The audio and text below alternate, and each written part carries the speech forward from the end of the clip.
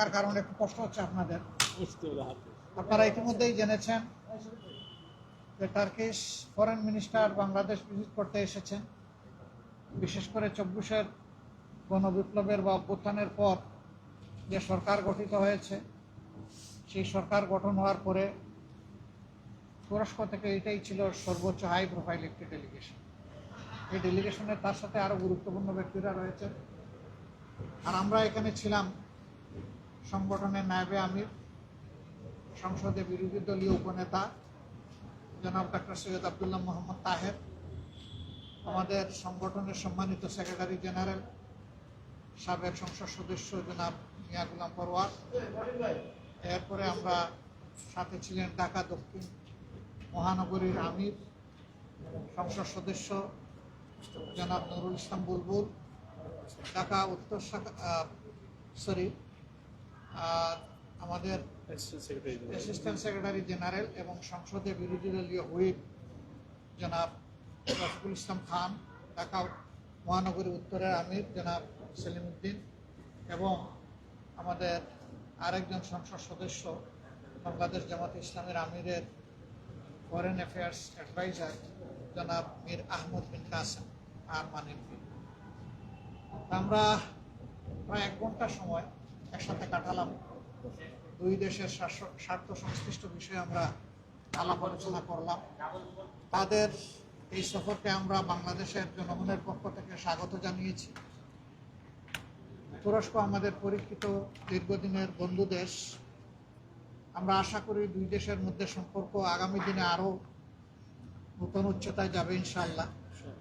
আমরা তাদেরকে অনুরোধ করেছি বেশ কতগুলো ব্যাপারে তাদের অ্যাটেনশন দেওয়ার জন্য।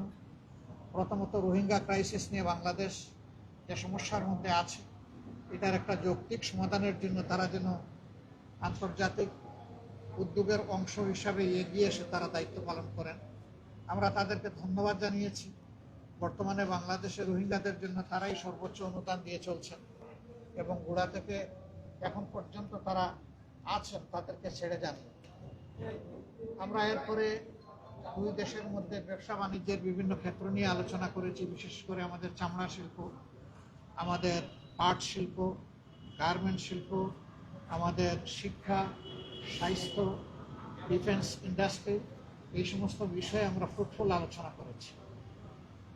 বাংলাদেশ সরকারের সাথে সহযোগিতা করার জন্য আমরা তাদেরকে আহ্বান জানিয়েছি। এট দ্য সেম টাইম বাংলাদেশে আইনের শাসন, অর্থনৈতিক ক্ষেত্রে সুশাসন, ব্যাংক বিমার ক্ষেত্রে নৈরাজ্য বন্ধ করা এবং বিচারে স্বচ্ছতা নিশ্চিত করা, এই সমস্ত বিষয়ে তাদের পক্ষ থেকে বন্ধু রাষ্ট্র হিসাবে করণীয় কিছু থাকলে সেইটাও তারা যাতে পালন করতে পারে, সেই ব্যাপারে আমরা তাদেরকে পরামর্শ দিয়েছি, অনুরোধ করেছি। তারাও আমাদের কথাগুলো খুব গুরুত্ব সহকারে শুনেছেন। তুরস্কের সাথে আমাদের দীর্ঘদিনের এই বন্ধুত্ব বাংলাদেশের, আমরা প্রত্যাশা করি যে এটা দিন দিন সামনের দিকে আরও এগিয়ে যাবে এবং দুই দেশের একান্ত বন্ধু হিসাবে আরও নিকটে আসবে।